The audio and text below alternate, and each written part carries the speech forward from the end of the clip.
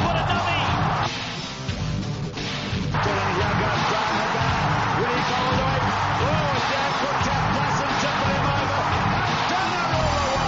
Welcome to the Fantasy Rugby Draft Podcast. Thanks for downloading and listening. I'm Bruce Wilkinson, and joining me again in the booth is the man primarily made of moss, Nathan Mossman. How are you, sir? I'm looking forward to whatever obscure question you're going to ask me. I was going to ask you, how did you get on when you played the 12th at Augusta?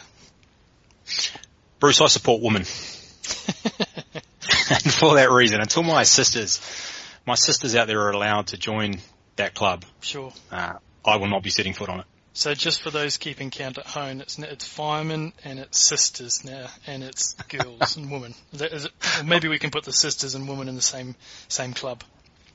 No, yeah, it's just the two, the fireman and the woman. Well, do you support women, Bruce? Believe in equal opportunities for women? I absolutely support women. I also support golf, so I'm a little bit twitched in between. But I suspect you probably may have even done better than a quadruple bogey, though. Did you see that today? I didn't know. Goodness gracious. You're talking to the wrong person if you want to talk about golf. It was a mighty effort from Theon Greyjoy to win the Masters. Go on, look it up. It definitely looks like. But I'm not sure if you're aware, Mossman, and you probably weren't aware. Under Armour sponsor Cam Newton. Under Armour sponsor Jordan Spieth. And Under Armour sponsor Steph Curry. And as the kids say, just saying. One of the more funnier moments of this morning, actually, or this evening, depending on where you were watching it, was actually not necessarily Danny Willetts' win, was his brother. It was tweeting. It's starting to surface in a few news outlets now, but I was catching it at the time. He was fairly amusing, and as the day went on, or as the night went on in the UK, you could tell he was starting to get 3 sheets to the wind. I'll read you a couple of tweets. The first one was, I once punched that kid in the head for hurting my pet rat, now look. And then as he got a little bit closer, it was 3-putt this, and you may as well stay in America. And then obviously as he'd pretty much won it, he said, there's a fat woman legging it around my house singing, I'm cracking open the passion fruit liqueur. Passion fruit liqueur. And then the very last one, as he had won it, and obviously was in the cabin, green makes you look fat, refuse it. It's good stuff from Mr. PJ Willett. And as I say, it's starting to see it surface. There's a number of other tweets there, but it added quite a bit of variety to it. That's probably enough for that for now, though. We're recording this on Monday, the 11th of April. We're going to review Gameweek 7 across to the free agent desk and check out any players that you may want to pick up. And also ones that potentially you could cut as well. And finally, check out the top scorers, the managers, and the leagues for Gameweek 7. Firstly, though, before we get into that, Mossman, and I'm sure you've got an opinion on this, and it's happened to you, it's happened to pretty much every fantasy manager out there, is these late scratches. So we had a number of them this weekend. Friday night, the first ones up was Visanier and Jerome Kaino, as well as Anton Leonard-Brown. On Saturday, we had Jason Woodward, who pulled out evidently with I think it was a hamstring, was it? Is that what you heard? No, I didn't hear it. You just had the red mist had descended at that point? Refused to watch it after that. Yeah, that's right. And then there was another with Andreas Kotzier, and I'll get onto that in a little bit later, but for now, all I can suggest is that we put it out at the Friday night games, so we'll put it out quite early on in the piece, around about between 6:30 and 7. We'll put it out on Twitter and Facebook, so we do stress that, and it's not just to get numbers up for us, it is actually serving a purpose. We do provide those team news, so make sure you follow us on Facebook and Twitter to get those notifications, and to make sure that you actually get those posts is to turn the notifications on, because a lot of the time with Facebook, in the way that, a little bit of peek behind the curtain, a lot of the time when you actually post something on Facebook from a business page, it only gets to about 10-15% of the people that you need it to get to. And that's basically because Facebook wants you to pay for ads so it can boost posts and get it to all of your people. So it's all about money for them. But to be able to make sure you do get those team news, long way about saying turn those notifications on. Your view on that, Mossman? What can people do for now, apart from just vent? Very little. It's just the nature of it, unfortunately. they generally know about these scratchings quite far in advance. I believe pretty much all of them over the weekend were known within the team probably from about Thursday onwards. They're obviously under no obligation to broadcast that or release that kind of information, whether it's tactical, that they don't want to release their teams, or if it's just the mere fact that because they're not obligated to tell anybody, they just don't. It's just not on their radar, not something they care about. Either way, I mean, it doesn't matter until there's some sort of directive telling them that they have to do that. We just have to suck it up. So one of the more interesting ones, and it is in respect with this as well, is that Malani Nanai, right? He replaced Visanier. So he would have been on the bus. He would have been leaving from somewhere. Maybe he got a bus. Maybe he got a private car down there. I'm not too sure. But someone would have seen him in Hamilton there and thereabouts before the team, before 6:30. And it shocks me that, remember on transfer deadline day in the UK where you say someone's parked up at Manchester Airport and they've just seen PLO land and picking up his luggage and jumped in a taxi headed towards the Etihad? That type of thing. Yeah. I'm shocked that doesn't happen here. That, I've seen Jason Woodward and he's got his feet up on the couch sat next to me tweeting. Something like that. No, because generally over there it's like my mate's aunt's cousin who works at the corner shop near St James's Park has just seen Lionel Messi come in for a bag of Fruit Loops or something. Yeah, that's right. He's carrying Yondell Thomason with him. Absolutely. Yeah. No, exactly. For fantasy rugby draft, our future and where we're going is to have a game block. We've talked about this previously in years gone by, and we are heading towards that to be able to have, so instead of locking on a Friday night at 7 o'clock, it locks, say, 15 minutes before each individual game. So if you're on the ball, if you're keeping a track of things, you have time to adjust to the news. Even half an hour when we first built the product, we thought was enough time.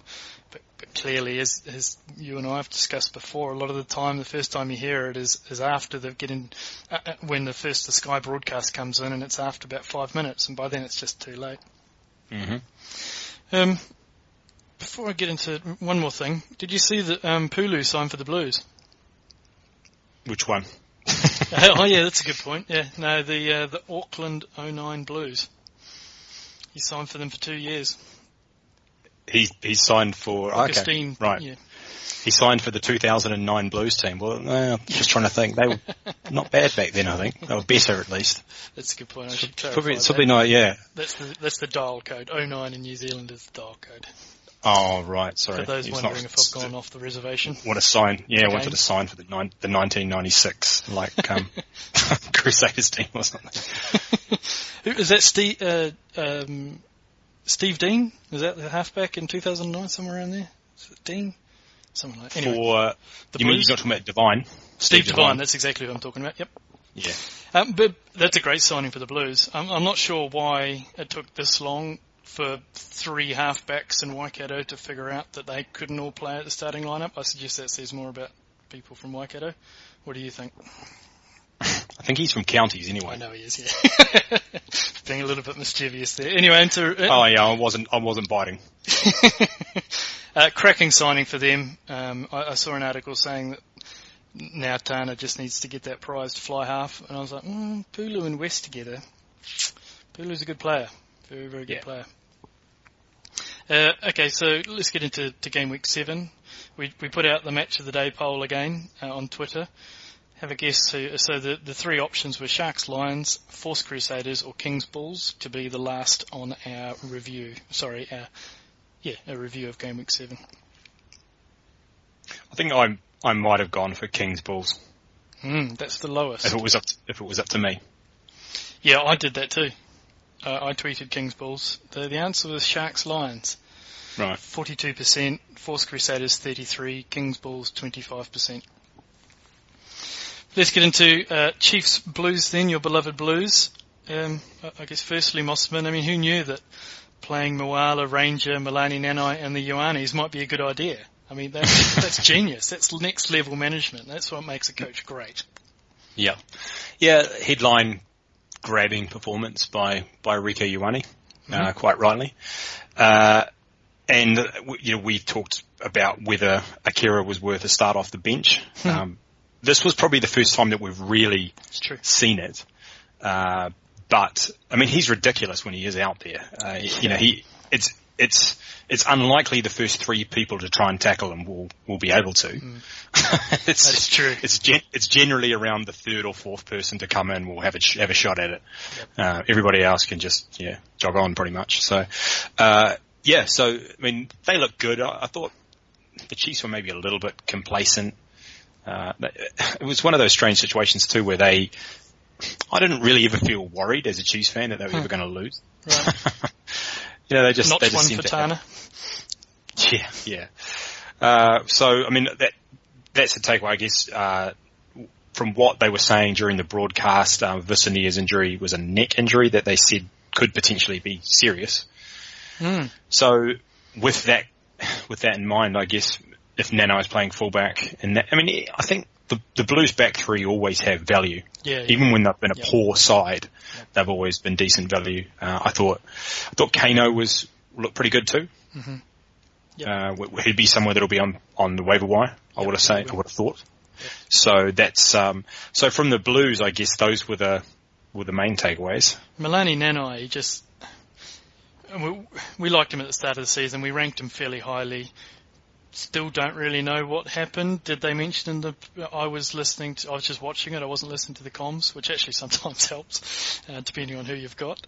But did they mention why Milani Nanai was out? Visania, you mean? No, Milani Nanai. So where has he been? Oh, where's he been? Oh, he's probably been in the Tamanabulu Triangle. I don't know. That's right. Why aren't people asking these questions? Anyway, I won't get into that. But Milani Nanai, he's great for the team. Yeah. I mean, for the moment, I guess it doesn't matter where he's been. He's here now, and that's the thing. Well, no, I just wondered if it's a repeatable injury, if it's likely to be something that's healing or slow, or is a concussion that they've taken off. I don't know. Right, as opposed to the irrepeatable injury. Well, which is usually one that causes death. If it's an outside back with a hamstring injury, then I'm always a little bit more worried than an outside back with, say, a leg break or something like that. Right. No, I thought maybe you're thinking of decapitation, which is difficult to come back from, and generally not repeatable. It's not overcomeable. You've just got to have heart. But the Blues themselves, it looks like their ITM Cup team when they play together. When they have all these fellas on the field at the same time, they just know each other's game, and it just seems to follow. And now they did. I mean, after all, they were playing away from home against the Chiefs, so the Chiefs just had a little bit more at the end. But they were really close to getting that, and probably should have in a couple of positions if perhaps the TMO had taken a closer look to Brad Weber's try. What was your take on that, actually, before I move on? Oh, he was definitely out. I don't think there was... That's what I saw, anyway. Yeah, the strange thing for me is that they showed that from behind, and that was the shot, but they never took it frame by frame. That they showed it at slowish replay, but they didn't actually take it frame by frame, like a cricket run out. They didn't rock and roll, I think they call it, isn't it? They didn't do that. And if they had, like, I saw a tweet that was going around social media about 5 minutes after that happened, and so someone had taken the time to take it on the TV, so I'd be surprised they can see it. Tony Johnston on Rugby Nation, actually, you like this. He obviously has got the same issues as you with HD, because he was asking whether perhaps the TMO at the ground doesn't have the same 1080 HD screen that we do in retrospect to look at it. And I was like, are we going to blame it on HD versus standard definition? It looks like it's just reaching. So Tamanavalu actually made a little hay in the absence of Anton Leonard-Brown. What do you do with that? I mean, are we any clearer? Because before going into this game, when Anton Leonard-Brown was named, I think you and I both thought that maybe this is his job now. Maybe they work better together. But Tamanavalu probably got them over the line. Yeah, but it's anybody can grab a try, in any given week. It's not like he wasn't capable of putting up scores like this. They obviously just like Anton Leonard-Brown more from a rugby point of view, and I don't think that'll change from this game. Okay, so you think it is Anton Leonard? Well, obviously, it's just complete speculation, which is what we do half the time. That's right. Wild dartboard throwing. Yep. It is, yeah. And I just don't think, if you were looking at it from a pure rugby point of view, that Tamanavalu was a standout enough to say, oh yeah, like, you know, he was good. I wouldn't say he dominated. You know, he sort of got what was given to him, in a sense. Mm-hmm. You know, he got what the players around him set up for him, provided for him. That was my take anyway. Fair. No, that's cool. And don't get me wrong, because I love Setter, and if he was, if we could guarantee he was going to get the start, I'll be all over it, because I know what he's capable of, but I'm just dubious that this is the thing that's going to kick him back into the team. Right. No, that's fair. Okay. I was a little bit more impressed with him. Damien McKenzie, he's pretty poor. 20 points, 21 points. Yeah, rubbish back effort. down to it, right. Yeah. Crashing down. Although, I would say though, I mean, if ever there was a time when they would decide, it's time for Cruden to take back over the goal kicking, could be after maybe this performance. Well, yeah, it is going to be anyway, wasn't it? Because they've got the bye now. So it's timed very well for him. And knowing Dave Rennie, it wouldn't surprise me if this was done on purpose. He's a wily character. So he gives Cruden a chance to pick it up after the bye week, just as he foretold. All right, anything more from this game? Charlie Narside came off. Yeah, he did, didn't he? Half time. I've heard it's not serious. Okay, let's hope so. I understand he'll be back after the bye. Okay, excellent. And just on Stevenson, we sort of looked at him as we do with this revolving door policy on the wing for the Chiefs. Didn't impress me much. Doesn't seem to have a lot of top end speed. There was one point where he was chasing a kick. Or maybe it was even he was down the sideline and got run down by Kano or somebody who was just easily closed the angle on him and he had to chip ahead. Mm-hmm. I just thought, well, yeah, it didn't seem like a long-term prospect in that position to me. Yeah, so I got a text from one of my astute Chiefs support. Well, he's actually not a Chiefs supporter, but he lives in and around the area. But his question on Friday night was, at about 9:15, was what exactly is the appeal of Sean Stevenson? He seems pedestrian and vacant. Which I thought was a bit harsh on the vacancy side. Yeah, we're kind of on somewhat on the same page. Yeah. That's right. Oh, look, I think it's the first game back. I'm not sure he would have played. He would have started had Tony Purley been playing. But more point for the fantasy rugby perspective. I need to drop one of those guys to pick up another outside back this week because Cordero's caused me a problem. Which one would you keep? I'd definitely drop Stevenson. Would you? I think Purley's got the upside. I sort of saw the same things that you just commented on in Stevenson, i.e. not a whole lot. We know that they like him, but if you're looking for a point of difference, and we know the Chiefs, they love speed, Purley seems to be, he'd be the guy. Yeah, that's what split it for me, is that I couldn't really tell which way Dave Rennie was going to go. No one can. Dave Rennie, I don't think. Dave Rennie's wife doesn't know which way he's going to go. But the thing that split it for me is that Sean Stevenson, I don't get the feeling, is going to have a potential upside of Tony Pulu. Tony Pulu didn't actually do a hell of a lot, but he's got a lot of points on what he did. And as you say, he's got pace, and as they say, there's no substitute for express speed. All right, enough of the Blues. Force Crusaders. Did you catch this game? Did see this game, actually, yeah. What did you make of it? Well, another... Richie Mo'unga seems to specialise in a poor first kick. Yeah, I know. His first shot at goal, it's like he needs to get down to the ground a little bit earlier and warm up. Maybe. He worries me a little bit, Mo'unga, but I can't see the Crusaders or Black Todd benching him. Cue him getting benched against the Jaguars this weekend. Sorry, Haweras this weekend. But he sets such a good backline, and that backline is ticking so much better now. And the way that he squares his shoulders to the line and commits at least one, and he's much more of a wrist passer as opposed to some of our other fly-offs that, let's say, Vola is very much a hip passer. So I'm not sure that he can be dropped, or dropped into the bench. But his goal kicking, every time he sits in front of that tee and takes a shot, both my fantasy team and my hometown supporting hat just shrinks a little bit, and just my hands go behind my eyes. I'm just not sure where it's going to go. Now, he actually kicked okay in the end. If you looked at the statistics, wasn't too bad. Very mistake-ridden by the Crusaders. It was an odd game because, sometimes you score early and you think, oh, boys, this is going to be easy. This could be anything. And you start looking at how many points and how far it's gone on the clock. This could be 80-0 type thing. But it seemed like that's what the Crusaders were thinking as well. And from there, they pushed passes. They just shelled catches that they should take. And it just seemed a real struggle. Nadolo and McNichol, though, strong.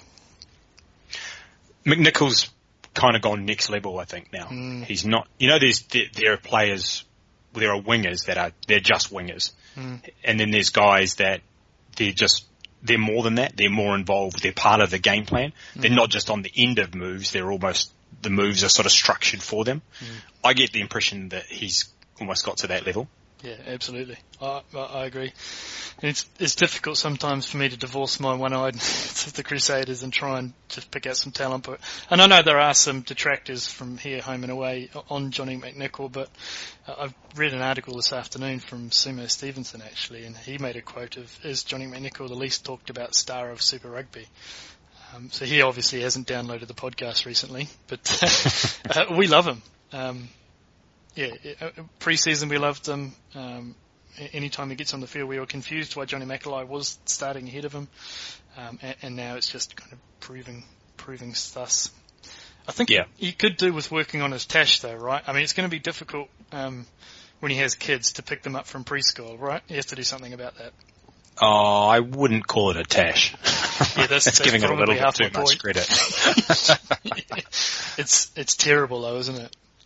There is, yeah. There's a little bit of Martin Guptill about him, isn't there? There certainly is. There absolutely is. The Crusaders front row. That's good. That's why we had them this high.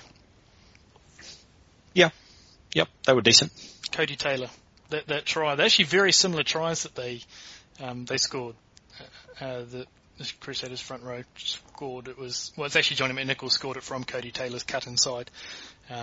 But very, very, very nimble on his feet. A nice sidestep. Phil Kearns was jumping up and down in the box, taking his trousers off. He loved it. Volavola was a little bit better, however, still scares the bejesus out of me, but it's not going to make a difference anyway. I think Israel Dag will come back for this game. They'll put him straight in, won't they? Yeah. Yeah. As I say, Volavola was a little bit better, but he's just so shaky.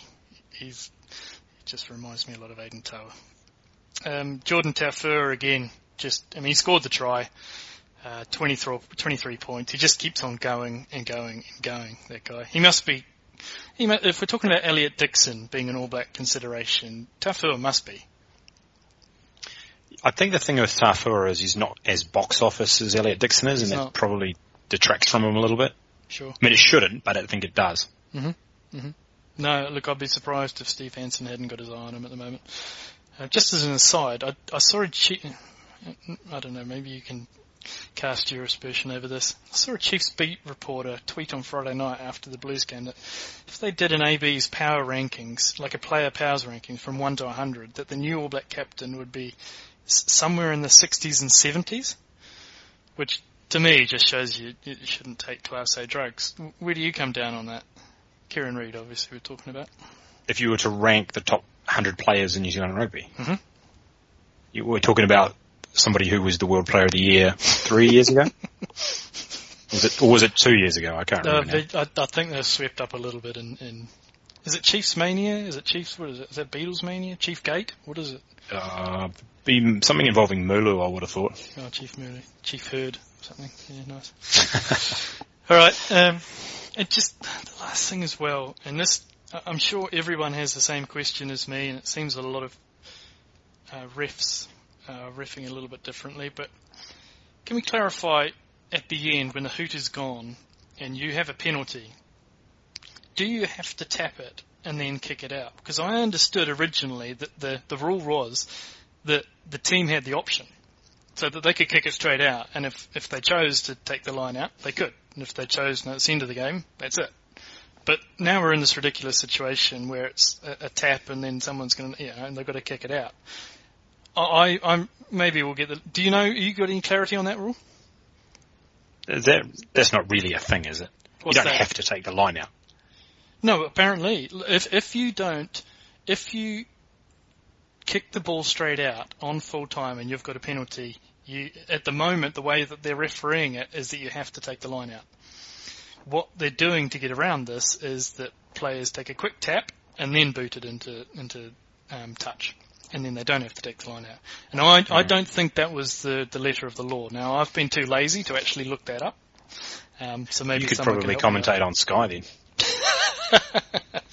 Maybe. Yeah, a big blank CV. Yep.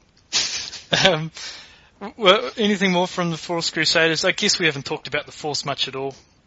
There's not really much to say. Is there, unfortunately? The Massarewa experiment fluctuates wildly.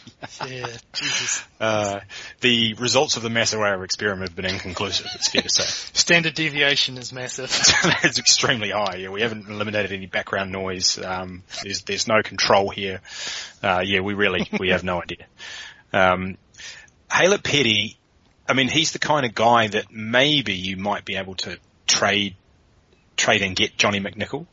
I was just thinking about players that you could, and I'm thinking about him. I'm thinking maybe Willie LaRue. I'd probably trade Willie LaRue to get Johnny McNichol. Yes, I would. That's the kind of range, and I think it's the kind of names where you might be able to do a deal too. Mm-hmm.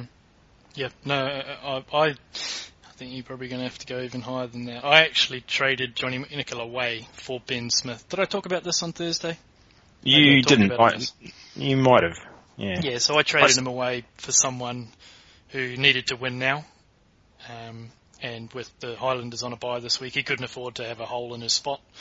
And Johnny McNichol has had one of his byes already and hasn't got concussion. Or maybe he has got concussion, that's what his mustache issue is. But he's still playing and nonetheless. But I traded away Johnny McNichol to get Ben Smith. Now, on the surface of it, that looks ridiculous. But he had to win. And Johnny McNichol's putting up 25 points a week. Anyway, Moran, the thing about, just to go back to your point actually, DHP, every kick that goes to him, he picks up 7 metres and then kicks the ball. Every single kick, he picks up 7 to 10 metres, real cheap metres, and then kicks it. He never attacks the line, and he never goes at it. I guess it's good and it's bad. He doesn't just try and play for position to start with. He gives the fantasy owner a little bit of something to go. No, it's just really interesting. How did the Steve Murphy experiment go this week? Well, as the president of the Steve Murphy fan club, I'm sort of obligated to discuss. He was good.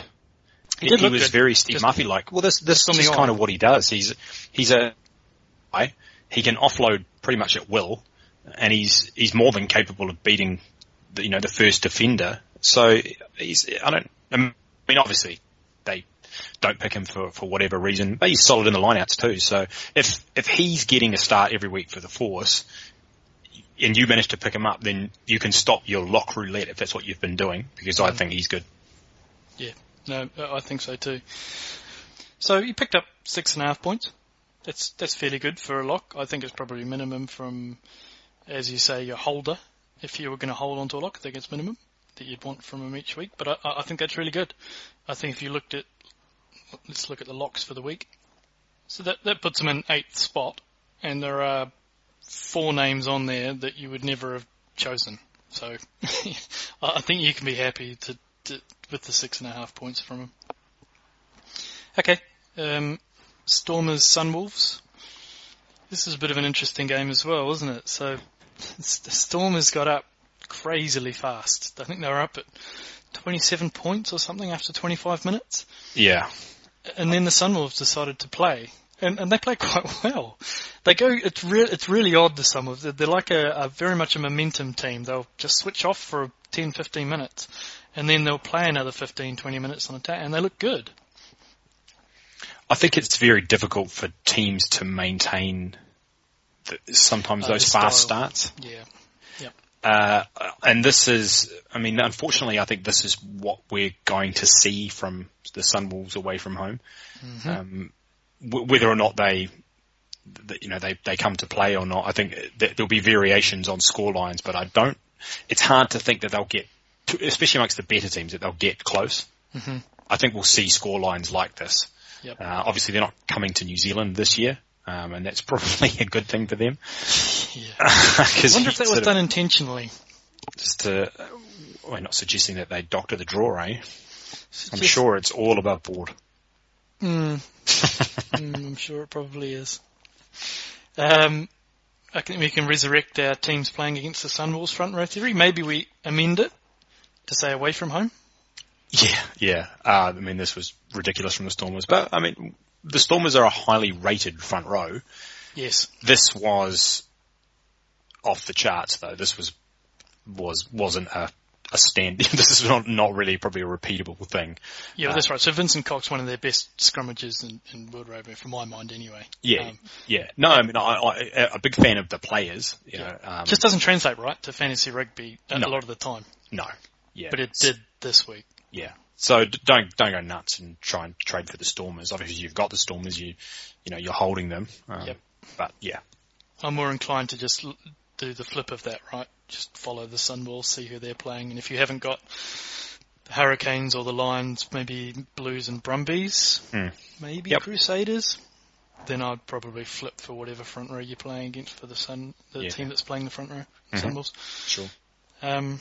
Jean-Luc, players who, if you pushed your chips in and played them, that's not a bad result. Definitely, and looks better than what Kurt Coleman did. Yeah. Maybe that's not hard to do, but he did look better. Be good if you could play the Sunwolves every week, couldn't it? That's true. Yeah. But he showed enough, I think, to be. They look good. As look a really backup. good. Yeah. No, and not just from looking at the points at fantasy rugby, because there's a boatload of those. Also from a, tactically, his passing, how he sets the back line, where his line kicking, everything looks all right. I did read a bit of a knee-jerk article from South Africa the other Saturday morning. It might have been New Zealand time, saying that the Stormers have finally found their fly half, and I thought that was a bit harsh on Robert Dupree. I thought he looked okay for one game. Yeah, he did. Yeah. So I think they've got a bit of a question at some point down the line, because these both young chaps. But yeah, really promising things. Damien Delende came on at 46 minutes, looked a bit rusty, but got you 8, so you'd be happy, right? You'd be happy with that. I think you're also going to be happy if you own Van Veek or Zas, because Johnny Kotzer... I've got a note here too, carry on. He is a greedy... Isn't he? And a terrible rugby player. Oh my God. He's just... The number of times that he had the opportunity to set those outside guys away and didn't do it, shocking. It would have been... Watching this, if you were a Zas or a Van Veek owner, because he probably wasn't a bad shout for someone to stick in either. Yep. And both of those guys could have scored so much more. Absolutely. If only they'd had somebody inside them who had a bit more vision. It's not the first time we've discussed this on this podcast. He just, as soon as he catches the ball, it goes under one arm and it doesn't get out of there until it hits the ground. It is unbelievable sometimes. There was one glaring overlap. I think it was Van Veek outside him. Yeah, it was. Yeah. And it was, commentators took about 30 seconds to pick up that, maybe you should have passed there. I have to assume that, anyway. Yeah. No, that was odd from him. And you're right. Damien Delende with Juan de Jong, much more promising things for Colby, for Zas, and for Van Veek, if it is indeed going to be Van Veek on that right wing. Yeah. From the Sunwolves, I think there's not much you can take out of that. Bond, shoulder in the head, got 4 weeks suspension for that red card. Tusapisi will be back. He's probably the one guy. Ryan Viljoen actually stuck out, didn't he? He took his tries quite well. Yeah, he did. You almost got the impression he'd sort of raised his game playing in South Africa. That's right. With his family watching. That's exactly right. Yeah. That's the thing we need to know, right? It's not just injury, and it's not just playing position, whether he's going to kick goals. If your family's there, if you've got family flying in, like Steve Matai for the Warriors, right? Against the Warriors. If you've got them sitting in the crowd, for whatever reason, and it bugs me that does this, that you get that extra 10%, but he certainly did. Yeah. I mean, unless you've got Andy Murray's mum sitting in the crowd and then you just complain in her general direction about pretty much everything. Goodness gracious. Stormers, Sunwolves, anything more from them? Lolohea. What do you think about Lolohea? Because we've promising ITM down in Tasman. Look good. Signed late for the Sunwolves. I wonder if it's slowly starting to come good. We have talked about previously a lot of the play used to go towards Yamada. It didn't this week. It went more Lolohea. But he does look like he's got something to him. He's all right. I think you can do better. Mm-hmm. I think you've got to be pretty desperate to play almost any Sunwolves player. People can get desperate. I've seen desperate people, including myself and a couple of my teams. There's some desperation there. Okay. No, my only other takeaway from this was Noche. And I think a lot of people probably picked up on the fact that he's actually pretty good and would have picked him up and rewarded. Can sort of expect, I think, more of the same. This is sort of what he's like. In the same article of the Jean-Luc versus Robert Dupree, they somehow managed to put a negative slant on Noche. So they were saying that because he isn't your classic fetcher, and that's the position that Flex asked him to play in, that against the Sunwolves, sure, he can look great running the ball, great channel lines, Kieran Reid lines, out the wide doing well, picked his try well under the post and then out in the centres. But when we actually need him to turn that ball over, he's a little bit wanting. But I thought that was a bit harsh to maybe wait till a game where he doesn't actually turn the ball over and do that and play well to bring that out. And look, there may be something to that, but we're dealing with fantasy here. And that's right. I don't care. If he's in the team, this is what he's going to do. So, as long as he's in the team, you ride that like Zorro. Yeah, absolutely.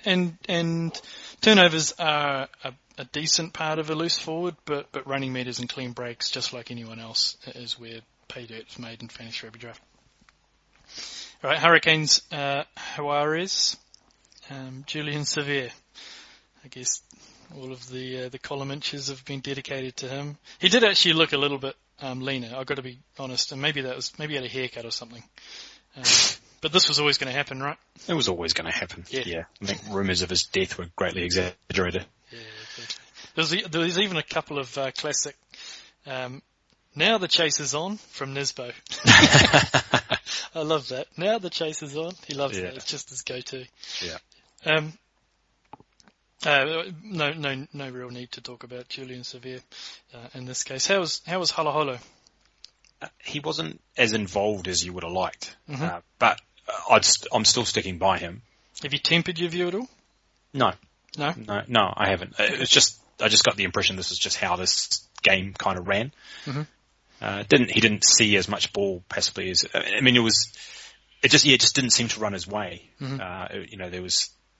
There were other players that just seemed to be more involved, and I don't think that was necessarily his fault. There were just a number of times where the player just inside him sort of died with the ball, or there was a break made that was, and he'd already been involved, and so he was, in the breakdown cleaning out or something along those lines. Because I was keeping quite a close eye on him. Sure. No, look, this was a bit of a scrappy match anyway. There wasn't any kind of 16 phase tries or anything that's well constructed. It was. They were chippy, the Hawarius. They disrupted, and then the Hurricanes actually got sucked into that.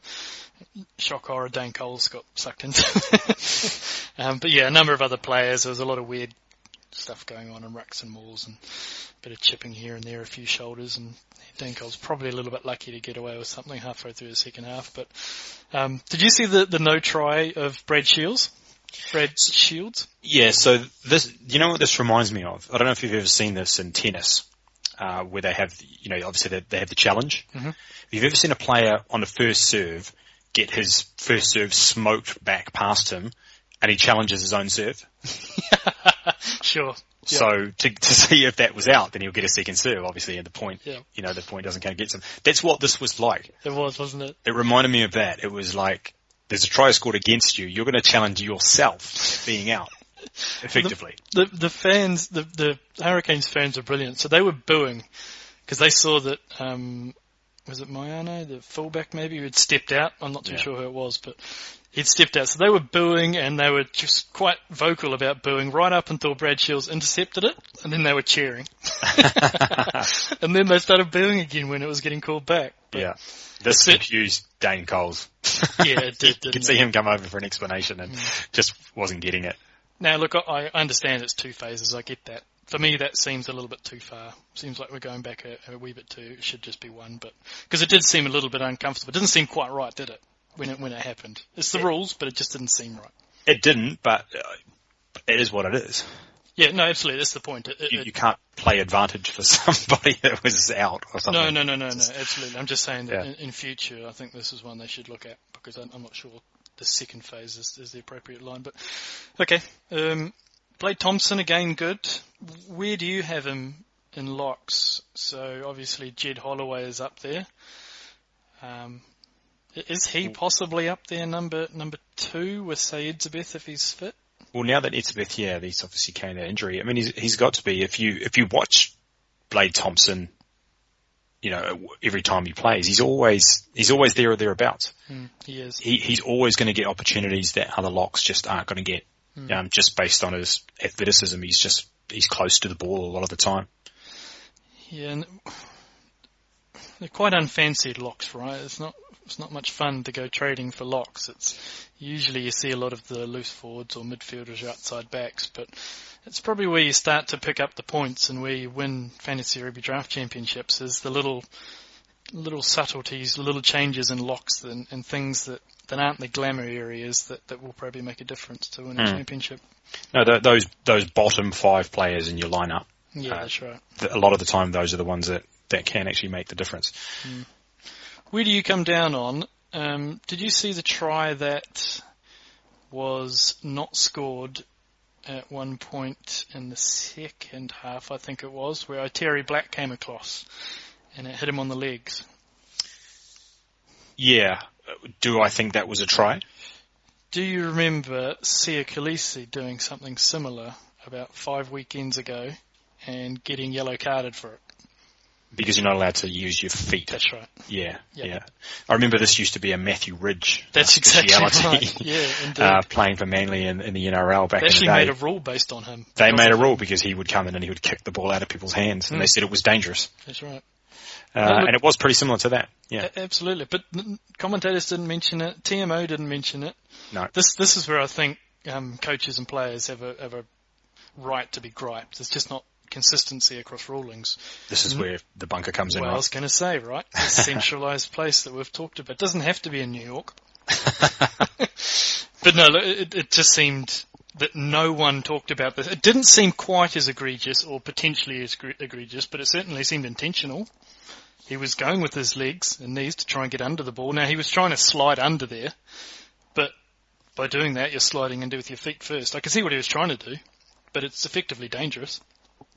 Anyway, nothing to do with fantasy rugby draft, just me having another rant. Anything more from this game? I want to get on to the Hawaris in a second, but anything from this game in particular? No, only the fact that I just, well, okay, 2 things. The first is Brad Shields actually looked alright, and I'm actually not thinking so much for his fantasy value, but the impact that has on Fafita. Because I liked Fafita a lot when he played, but I don't think he's going to get a look in without an injury. No, and therefore you're probably better off dropping him if you are holding him. And the second point really is another player. If you're holding Corey Jane, get rid of him. Yep. Corey Jane, I just think, has no value. You will find somebody better than Corey Jane. I was hoping for a little bit more at fullback, right? I thought this might be an opportunity for him to get those cheap meters to run it back, but it's a combination of the Hawaris not necessarily kicking out of a lot and holding on to it, but he just looks a little bit older, I guess. I just think there'll be people who are looking at the name Corey Jane, All Black, and sticking him in their lineup every week, and you shouldn't be. Good to see Matt Proctor back, though. Yeah. Looked as though it might have been a little bit game too early but with Woodward being out. I think he'll be great for that game under his belt. Yeah, he lacked a little bit of zip, but like you say, it's probably just the first hit out. He's changed his haircut as well, which always means positive things. He's taken the rows and the dreads that he had. Let's get rid of those. And we do that quite a lot, right? So when I'll either toss to you or you'll toss to me saying, is there anything more from this? And we'll both go, no, and then list off 3 points. We do that quite a lot, so I might try that at home, see if it works here as well. But just on the Hawaris, I read an article today and we posted it on Facebook. Have a read if you want to have a look at it yourself, but it looks like there's going to be another round of rotation for the Hawaris, and it looks like the names included, or the big names are Sanchez and Lindajo, so they're going to be flown back home, or have already flown back home. Santiago Cordero doesn't look like he's coming back for the Crusaders game as first intended. Sounds like the car crash or potential investigation is taking a little bit longer to tie up. Sonny Bill Creevy, though, he's back, which is great news for those owners of Jaguars Hawaras front rowers. And apparently, now this is a little bit of gold for you, apparently it's going to be a decision between Hernandez or Enrique Iglesias to start at 10, with James Martin Hernandez likely to get the nod. Which is, yeah, very interesting for those who have either held on to Hernandez, which I imagine it's very few now, and those who actually see him on the waiver wire. Could be big things to come from them. Mind you, they are playing the Crusaders. But they will play 2 games. They'll play the other games as well. Anything more from here? No, just... no, I'm not going to do it this time. No, there isn't. Cool. Reds Highlanders. I guess just got to start at Samu Kerevi, right? I mean, you and I shared a chai latte on Sunday afternoon, and we both had the same thought, and we were wondering what the hell was in the Gatorade. They came flying out of the gates and then faded. Well, yeah, I mean, I wondered what have they been doing in the bye week. Whatever it is they've been doing, they need to do more of that. Do you think they've been asked to pee in a few cups after the game? In a completely different slant, Carmichael Hunt looked like a cat on a hot tin roof. He was very impressive. We haven't seen this before. The commentators mentioned it a couple of times, right? They said this is his best game of rugby they've ever seen. This was strange because I think when people were envisioning how he'd go in Union, this is probably what they had in mind, and we literally have not seen it. We talked probably maybe first game or a couple of games into the season about how he just looked like he was just a journeyman. He's just a kind of a solid, dependable kind of guy at the back. No dynamism. It couldn't be more different from what we saw. Yeah, that's right. He picked up 12 points, but it was more the performance that you've got to be impressed with if you're either an owner or you need another outside back. Yeah. But back to Samu Kerevi. 51 points before half-time. Can you remember anything like this? I don't think I've heard this. This wouldn't have happened before. Never. No. I don't think there's only been like 3 or 4 50-point performances. One from Folau, one from Colin Slade. Naivalu, I think. Naivalu might have got close. up there. Yeah, that's right. But goodness gracious. 164 metres gained, 8 defenders beaten. He silenced a few. Maybe he was on Julian Severe's treadmill over the bye week. Yeah, I will have to kind of temper that a little bit though. The Highlanders missed 23 tackles, and is there a worse time to miss 23 tackles in a Jamie Joseph coach team than before the bye? Yeah. These guys are going to be running sand dunes, and they're going to be punching like tackle bags dawn to night. It's just all day they're just going to be punching tackle bags.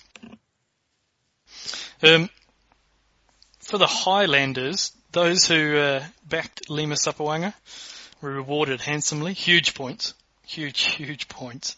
And it could have been more had it not been for the neck roll, which is my 5th favourite roll behind sausage, spring, sushi, and rockin'. See, I thought you might throw a summer roll in there. Sure. See, you've gone all savoury there. I thought there was the opportunity there to at least have one dessert or sweet flavoured thing in there. Oh, the last one wasn't savoury. The last one was rockin'.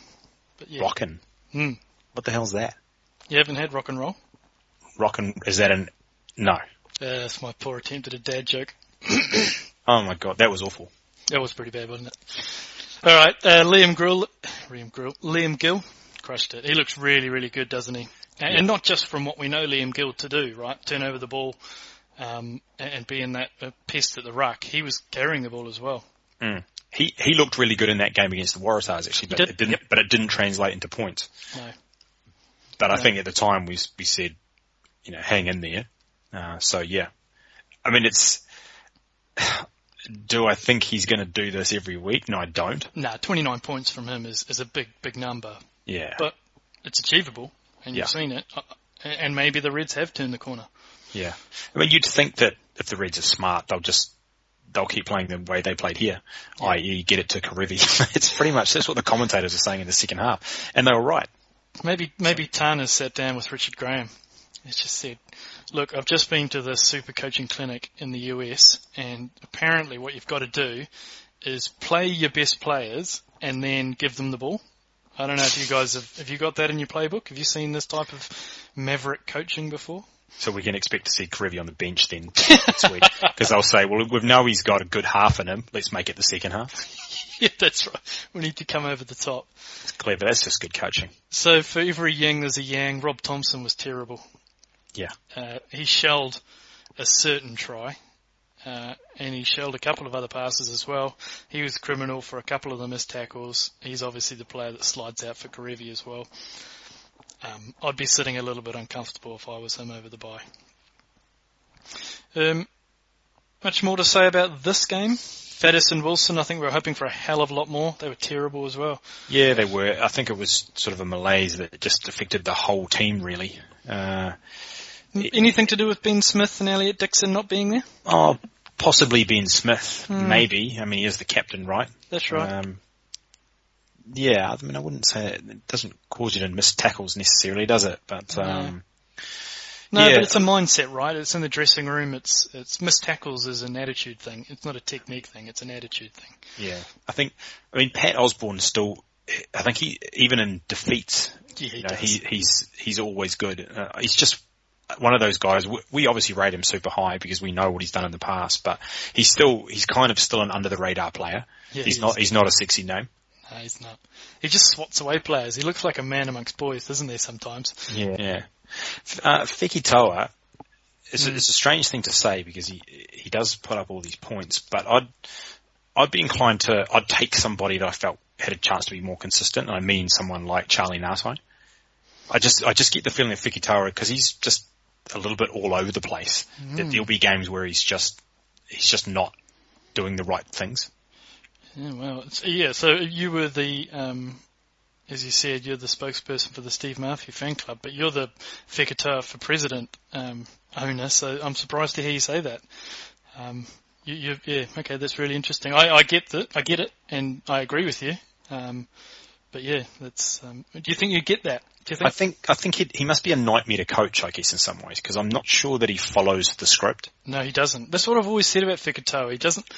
He's not your classic 13 that runs lines, and he's like a broken play runner. He's much more of a jinky type, force of nature. That's what he's about. Yeah. Alright. Okay, let's move on to the Kings Bulls and another player. So this was the weekend that if you pushed your chips in and started SP Murray, Lima Sapawanga, and Jean-Luc, no, you can't actually do that. But if you had the same, you got handsomely rewarded. SP Murray looked really, really good. He did. Yeah. I still think a lot of this was a factor of playing the Kings. Mm-hmm. I didn't think he looked amazing. No, he didn't. But he wanted to run it back. He wanted to join the line. You could see not being paid tends to light a fire underneath you. And I think he just wanted to show to the Kings what they're missing out on. Another one, like the whole my family's in the crowd type thing. Yeah, sure. There's previous here with SP. And clearly that try at the end was a little bit lucky, and if Shane Gates had done what he's supposed to do, that wouldn't have been a try. But no, he scored pretty well. I'm not sure, again, it's repeatable. He'll be a hot name on the waiver wire, I would have thought. But it was a bit of an odd game, really, right? It was a strange game. The Bulls I actually thought they were a bit disappointing. They were a bit, and part of that is because Tian Skuman is not a good rugby player. No, indeed. So he joins the rarely achieved 0 metres from a backline player. Not easy to do. But it wasn't just that. It's just I consistently watch him make mistakes, and fairly elementary mistakes, missed touches, kicking the ball dead, that kind of stuff. It's just part of his game. Yeah, and he was subbed at 64 minutes for Francois Brummer. I was hoping that your eyes light up when you see they're playing the Kings, but it took a while for the Bulls to actually get on top, and another game where it didn't seem like it was. There wasn't massive amounts of phase plays, build-ups to score the try. It was a bit, someone dropped a kick or something sprawled out, or Jan Serfontain's towing the ball over the line. Something like that. I'd go as far as to say that Jesse Creel's the only matchup-proof player in the Bulls. I would think twice about every single other... Well, maybe not Yalingo. That's who I was going to go. Yalingo is the one guy. Yeah, he's probably the other one. Yeah, so maybe those two are the only two I would consider every week without fail. I think everybody else in that team is probably, you'd really need to think hard about it, who they're playing. I'd think about Ismail as well, and this didn't really flow his game down the right wing, but Yalingo did pop up in front of him on the right wing for some reason to take his try, so that clean run in. So I think if you balance it out, Yalingo's the better player. If I had an option of one or t'other, I would take Yalingo because he just seems like he's much more of a hard worker, chasing every kick down, and it's kind of like Sergio Pietersen, right? Sergio Pietersen. He can make his own play. He just looks good. He looks like he's got defenders beaten in him. I don't want to talk too much about the Kings. One of the commentators mentioned that Shane Gates, it might have been Stransky, I'm not too sure. They mentioned that Shane Gates doesn't particularly like to pass the ball, which is freaking terrible news for anyone outside 12 because the fly half doesn't like to either. 3 times, did you see this? 3 times on the Bulls line he dummied and took it to the line trying to crash over. Any defence coach worth their salt playing the Kings just knows that just stop that channel. It's not going anywhere else. Yeah. That's ultimately it could be good for fantasy, but like they say in rugby, it's like the old Mertens call, which is he doesn't go at the line very often, but the times that he does go are the times that are purposeful, and he knows he can break and he scores or sets up a try. Yeah. The only other thing I'd say about the Kings really is that Malcolm Yar, I like him in theory, but there were a couple of times where if he was a normal sized dude, he would have probably scored. He's just too small. Okay. Anything more from this match at all? I don't think so. Just one thing that this match made me think of. It's not directly related to this match. It was actually just about, there are a couple of yellow cards for the Bulls. If you get a yellow card in, let's say the 39th minute of a half, and the half I know where you're going. Half runs for 46 minutes. Mm-hmm. So that's 7 minutes that you've been off. Mm-hmm. You come back on. Okay. Yes. All right. But I think I've seen, and it may even be this season, because Stransky was on the ball about that. He was checking to make sure that because it did go deep into that first half, didn't it? It went into like the 43rd, 44th minute or something. And that's exactly what Stransky was saying, that he needs to come on in the 46th minute because he's had 4 plus 6. But I have seen it previously where they don't do that, and they don't take that time accrued sitting on the couch. So yeah, it's an interesting one, isn't it? Because the other thing you could do, of course, is that if you get to the end of a half and you've got a guy in the bin, and you could normally you might just kick the ball out. You might say, I'm going to line up a shot at goal from 60 metres out, take up all that time lining it up, and then just slay it into touch. Yep. Absolutely. You know what I mean? Yeah. Or you just try and find the open space. Just do anything basically, but you've taken a completely pointless kick at goal just to use up some time off that clock. Mm-hmm. That's what I'd do. I'll be one of those coaches that just would do things with poor sportsmanship. Well, see, you could also take a bit of time, take a tap kick, and then run down your end goal, run to the other corner of the end goal, and then just kind of dance around for a wee bit. We've seen it before in one of those Sevens games. Carlos did it as well, didn't he? Yeah, he did it to the Crusaders.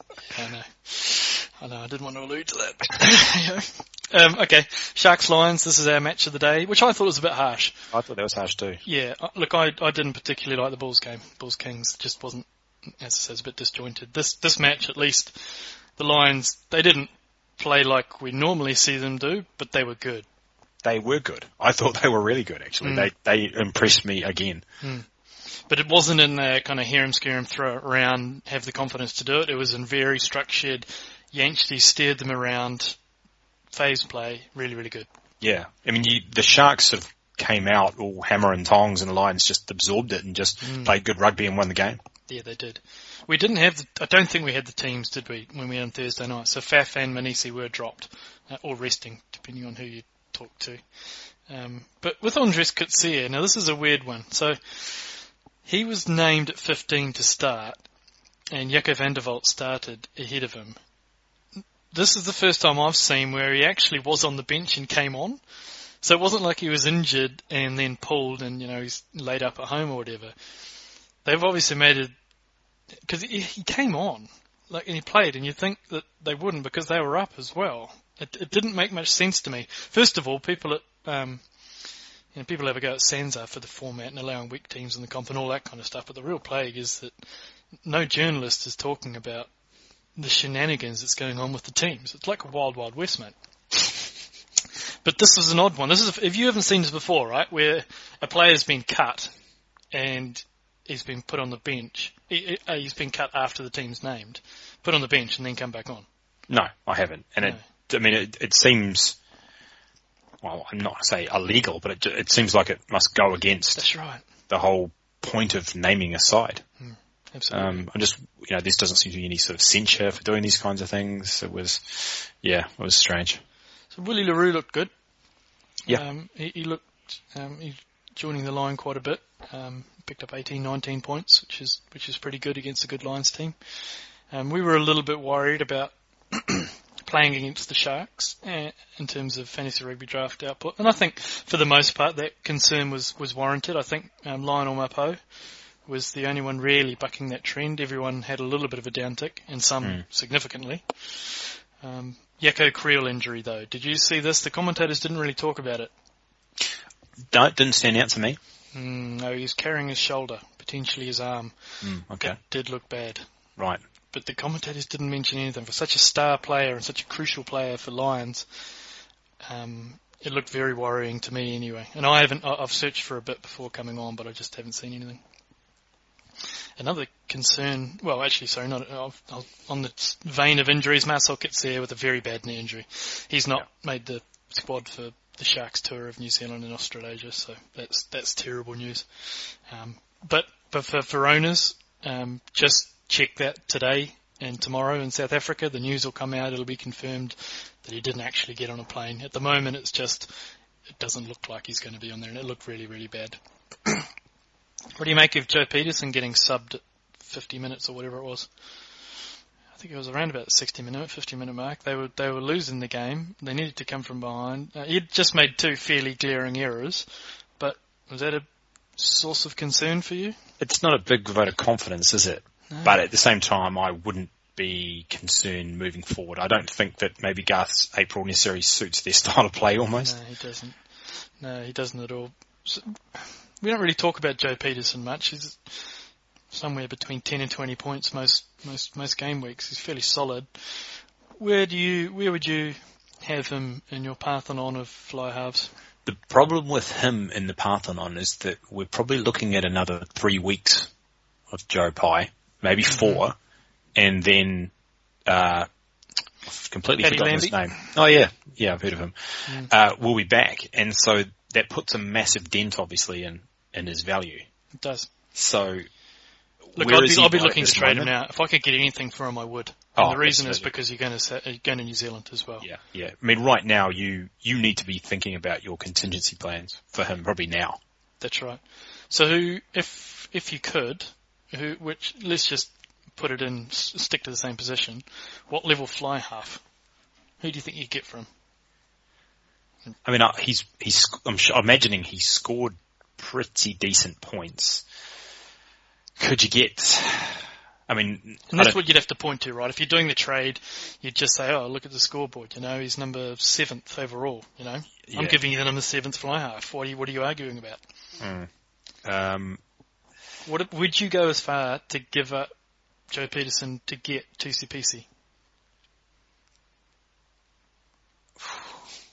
Just thinking if I would prefer Jack Debrasini to There's Pietersen. Another one, yep. Well, what about Jean-Luc? I'd take Jean-Luc. Yeah. Yeah, I would. Yep. I would take Jean-Luc. Just on that one viewing, even though it's the Sunwolves, which is a big asterisk. Yeah. I still take the potential upside. It's a Stormers team that's going to score points. So you're quite high on PC, aren't you? Relatively. Well, he's number 9 overall anyway, like in terms of points scored for a fly half. So that's pretty good. But exactly what you said. They're playing New Zealand, and Lambie's back in 4 weeks or however long it is. Yeah. So when they come back and when the promised land of Joe Pietersen's upside comes, he's not going to be playing. Yeah, you need to take what you can get probably, yeah. That's right. And I mean, Tusi, he's scoring 20-odd points most matches. Yeah, that's right.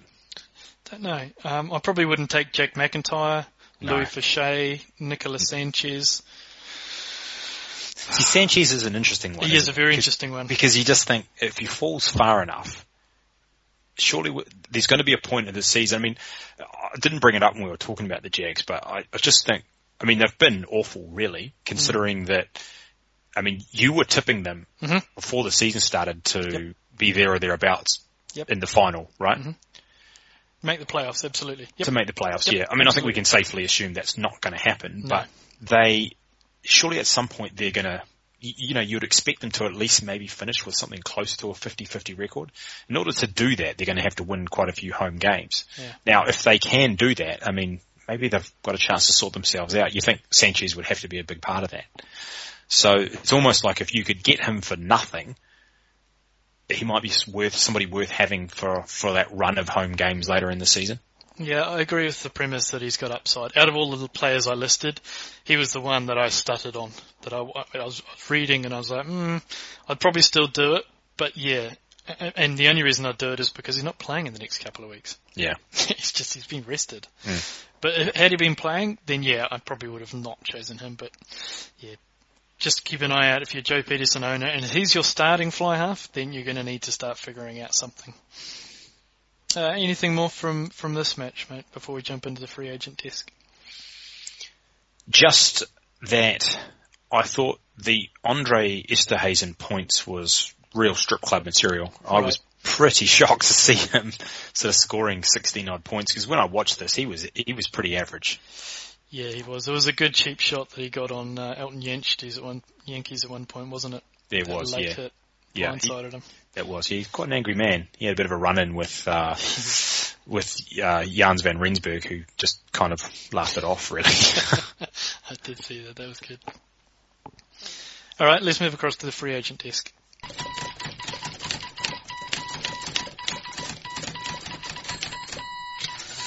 For those tuning in for the first time, we have a look at some of the players that have scored quite well over the weekend, and then we have a look at their ownership percentages. If they are less than 50% owned, we'll throw them in the mix for options to pick up for your Tuesday waiver wire for this week. I guess the top of the list is Jean-Luc du Plessis at 17.6%. He scored 38.7 points. I'd be surprised if you had a better backup fly half on your bench than him. And I think potentially even be your starting fly half. There's not a lot of great names on this list. I'll go through them and say, so Ryan Viljoen, you'd pick him up, not go, it depends what you're going. He's only 26% owned. Not crazy about him. He's been on there for weeks, right? Yeah. He's been on, him and like Etu Nabuli, and even Hendrik Tui, for the point that they've been on there for a while. Hendrik Tui, actually, to be fair, is edging up towards that 49%. What about Lola here? He's only 1.5% owned. Yeah, not fazed by him. Not crazy. Not Che. Now there's someone you're like. 16.2% owned. Yeah, like I said, if he's getting named in the team, and the matchup's not terrible for the Stormers, then I'm quite happy with him. Jake McIntyre, 19.2% owned. Yeah, he's just a guy for me. So I concur. Would you rather have him or Jack D? I think I'd stuck with Jack D. Would you rather have him or Louis Fouché? That one's close. I think I'd actually go for McIntyre. I wonder that too. Kings have got a little bit of travelling to do. Yeah. Derek Carpenter's another name on the list. Played quite well, but I'm not even sure he's going to be starting when they get back to, I guess their home base is Singapore, but when they get back there. Ben Volabola, I think you can write that one off. I'll be surprised if he is in the team. He may get half a game this week against the Hawaiians, but I don't think so. Etienne Nabuli's 43.6% owned. I think, sure, we recommend him. He's good. Yeah, he is good. So he's a difficult one. John Ben Kotzer. He actually, for all of his greediness and for all the frustration, 17.6 points. 16.4% owned. That's not going to be he's not going to be a factor, right? Damien Delende. Yeah, hopefully with the big dog back, we can just consign Kotzer and never mention his name on here ever again. Yeah, that's right. John Ben, though. I like it. 2 first names. And it's good. It's strong. Louis Schroeder. Halfback for the Stormers. 4% owned. 15 points. Again, I'm not sure he's the first choice. I think that was a byproduct of playing the Sunwolves. I think Nick Groom is their starting fly half. As I say, Hendrick too is on this list at 48.7%, but I think people know where we sit on that. Pick him up. So that's the list of top point scorers who are below 50%. There's a couple of names also I wanted to mention here. Milani Nanai, just check to see if he's been cut. He's still quite highly owned, but I know a few people have cut him in some leagues, and he is out there on waiver wires. He is, yeah. So he may. See, again, you're playing with fire, trying to pick into Tana Umanga's mind, but to me, he may be with Jean-Luc du Plessis as the top pickup. And check Hernandez as well. James Martin Hernandez, or Juan Martin, I should probably just make it clear for the listeners. Check for Juan Martin Hernandez just to make sure that he hasn't been dropped. And if you've got a little bit of room, it's worth rolling the dice that he could potentially be their fly half for a couple of weeks. And I don't know if you've just seen this that's come through now. Actually, the Brumbies have just released a note saying that Ita Va'a's retired with immediate effect. I did see that, yeah. There's problems with his ticker by the look of it. Health problems, so that's a bit sad. Yeah, it is sad. Anything more from free agents that you're targeting or who you're cutting? No, the Nano one's obviously interesting. I think from the list that you had there, Nabuli needs to be owned, Tui needs to be owned, and I think du Plessis, obviously, from what we've seen, and Noche. Other than that, all the rest of these guys are just, I guess they're probably fillers when you're desperate, but don't think of them as anything more than that. You know what probably the case is for the Sunwolves back three, right? They all take it in turns to score points. So it'll be Ryan Villieu, and then it'll be Yamada, and then it'll be Lola here. And they score quite well when they score, but when they don't, they kill you. Yep.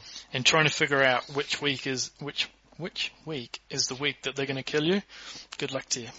If you could do that, you'd be a rich man. Okay, let's move across to the top scores, the managers in the league. So the top score for Gameweek 7 was Chris Marshall in reps for Jesus from Friday Night Lights League. He got 233 points. So well done, Chris. Great score. We have a new manager at the top. So number 1 is Jason Kelly. Well done, sir. Wesley Mundell, Andre Heineke, Gundog the Grey, and Ori Sharan. I'm pretty sure Gundog is his given name. Or at least the Grey is probably his given name. And the top leagues, number 1 is the Highveld Bowl. Well done, lads. The B&B League, Commonettas, Dave Stickheads, and Chip and Chase. There's a couple of leagues that have been absent the last couple of weeks. It's obviously getting to that time where the odd manager drops off who are 0-5 or 0-6 or 0-7, wherever it is. 2-5, 1-6, 0-7. But yeah. If you've got 5 losses, a lot of the time we still see players making it into the finals, and that's all we say, right? Just make it to the dance. I hope you're right. Nice one. Anything more from you? Just two points. There's always two things. So yes, 2 points. The first one is just about trading generally. I find that people trying to trade outside backs, like generally unless you're getting a massive upgrade at outside back, I'm probably not trading away good midfielders, fly halves, even loose forwards for just kind of standard outside backs. Because I think there's enough of them around that you don't really need to worry about it so much. So when you say standard, who are you talking about? Who are these, like outside backs? Where's the line? Is it below? Is Lionel Maposa considered standard? He's probably there or thereabouts, right? I mean, like if you took a midfielder that had scored as many points as Mapo had on a per game basis, it could be. Just trying to think who it could be. I mean, it's probably more than say Kerevi has scored. Yeah, probably. But I'm not buying that, if you know what I mean. I mean, likewise with Hola Holo. I mean, it's likely that I'll get someone wanting to trade Hola Holo with me and offering me, God, I don't know, maybe even like a Haylett Petty. Just something like that where they think, oh look, there's an equivalent number of points. Unless it's a massive upgrade at outside back, I'm just generally staying clear. But I think the reverse is, if you can get people to do that, I would do that. I would sort of look at it and say, oh hey, do you want this outside back? And they might go, oh yeah, he scored a lot of points. Like look at Yamada, right? Mm-hmm. Yamada scored 90 points. That's probably what Fekitoa scored. Yeah, right. You know what I mean? Mm-hmm. A little bit of admin. You can follow us on Twitter at Fantasy Rug Draft. It's Fantasy Rug Draft, AUG Draft. Or drop us a note at support, fantasyrugbydraft.com. Mossman, you're on at Nathan Mossman. Thanks for downloading and listening. I'm Bruce Wilkinson. He's Nathan Mossman. Hey, your foot was out. Can we record this again? I'll repeat it.